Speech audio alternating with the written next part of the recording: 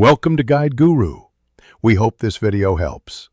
You begin by protecting yourself and the material. That's essential. Put on gloves and eye protection and clear the workspace so you don't add prints. Once done, photograph the item for records and note time, date, and context. This preserves a chain of custody if this is an investigative situation. Make sure to limit handling to a single person. That reduces contamination risk.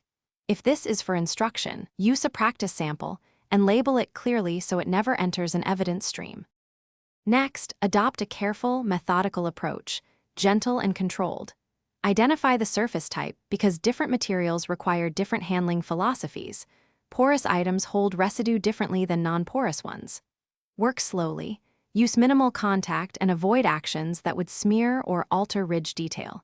Make consistent, written notes of each step you take and every observation you make because documentation explains your process later. If you need expert analysis, stop and consult a trained forensic technician rather than improvising complex techniques yourself. To finish, secure what you have gathered and then review carefully.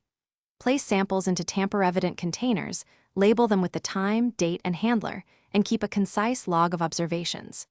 Once everything is secured, compare your photos and notes to any established baseline or, better yet, forward materials to an accredited laboratory for interpretation.